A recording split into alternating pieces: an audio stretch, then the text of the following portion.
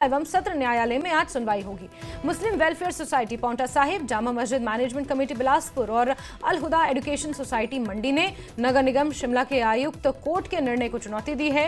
नगर निगम के आयुक्त कोर्ट ने 5 अक्टूबर को मस्जिद कमेटी और वक्फ बोर्ड के आवेदन के बाद मस्जिद के अवैध हिस्सों को तोड़ने की अनुमति दी थी और जिसे तोड़ने का कार्य भी शुरू हो चुका है। ऊपर की 3 मंजिलों को तोड़ने का काम मस्जिद कमेटी ने शुरू कर दिया था, लेकिन इस फैसले को चुनौती दी गई है और इस पूरे मामले पर आज भी सुनवाई होनी है। राजेंद्र हमारे सहयोगी लगातार बने हुए हमारे साथ। राजेंद्र, हालांकि एमसी कोर्ट की तरफ से निर्णय आ चुका है, मस्जिद को तोड़ने का काम भी शुरू हो चुका है, लेकिन कुछ ऐसी सोसाइटीज हैं जिन्होंने इस पूरे निर्णय को चुनौती दी है और आज की सुनवाई कितनी महत्वपूर्ण मानी जाए इस लिहाज से?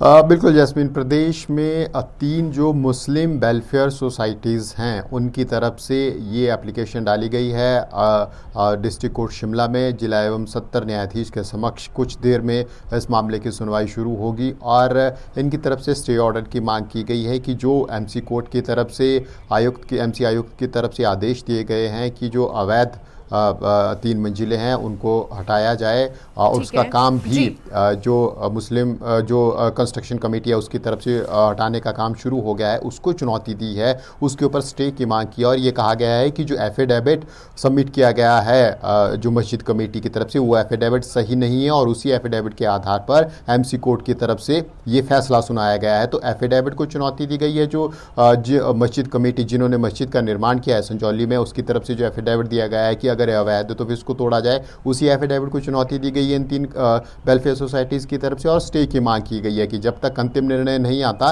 तब तक किसी भी प्रकार से इन अवैध मंजिलों को ना हटाया जाए। अब देखना होगा कि क्या आज इनको स्टे कोर्ट से मिलता है या फिर डिटेल्ड में सुनवाई की कोर्ट आदेश देते हैं। जैसे ठीक है राजेंद्र, आप नजर बना के रखें। बहुत शुक्रिया जुड़ने के लिए हमारे साथ तमाम जानकारियों के लिए। और इसी के साथ